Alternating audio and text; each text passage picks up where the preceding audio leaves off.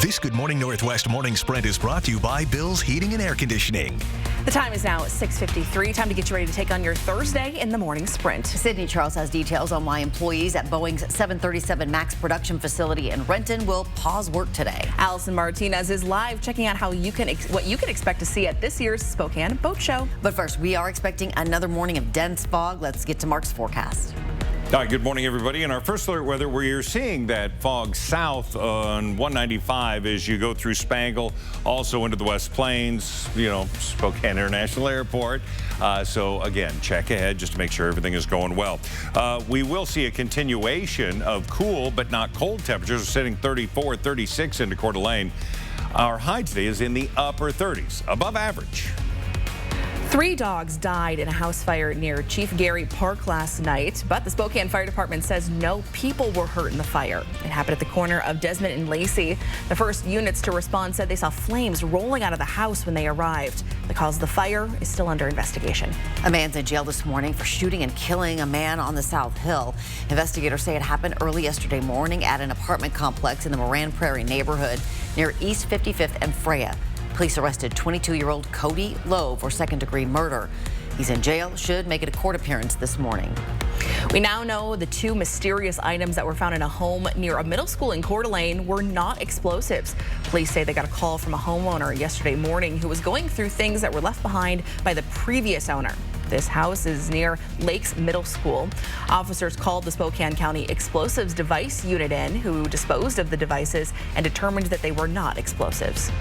A head-on crash in northeast Spokane killed 1 person, sent 4 others to the hospital. Happened on East Bigelow Gulch yesterday morning near Wiley Avenue.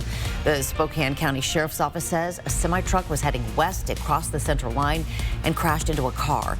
3 people inside that car were taken to the hospital with life-threatening injuries. 1 of them died. The 2 people inside the semi-truck were also taken to the hospital. No word yet on any charges against the truck driver. A man is facing charges after Cheney police say he fired a gun several times near officers early yesterday morning. Police say 21-year-old Ashel Chavez was suicidal and refused to come out of an apartment on Chestnut and Hattie Street near Salnave Park. So they called SWAT to the scene.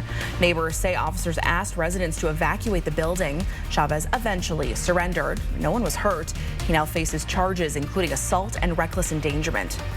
Thousands of employees at Boeing's 737 MAX production facility in Renton will pause work today as the company holds work sessions to focus on quality. Now, this comes a day after Boeing's CEO met with senators to answer questions about safety. It's been 3 weeks since a door blew off this Alaska Airlines flight in midair, grounding all Boeing 737 MAX 9s and canceling hundreds of flights per day. Now, the FAA is detailing a 12-hour inspection process for the jets to get them back into service. Alaska Airlines, with 65 MAX 9s in its fleet, says it plans to fly them again as soon as tomorrow. Coverage on this story will continue coming up next on Good Morning America. A pound of meth and 35 guns are off the streets in Moses Lake this morning. Take a look at this.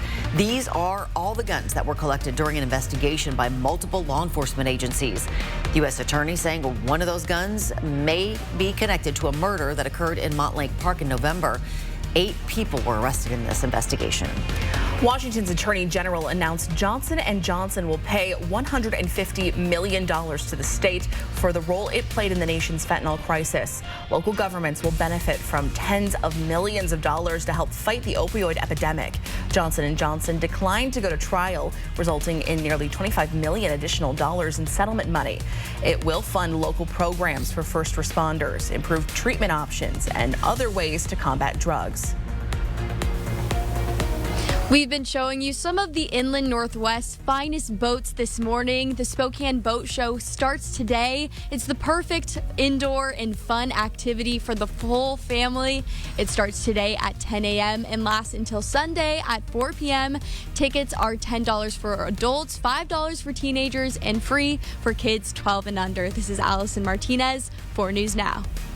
We are just a few weeks away from February's special election. Voters in the Central Valley School District will decide on 2 separate levies: a replacement levy funding extracurriculars and other programs, and a new levy to pay for safety improvements. The replacement levy would cost taxpayers $2.40 for $1,000 of assessed home value.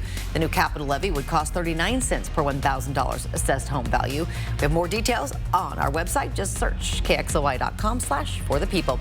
Another look at weather's next.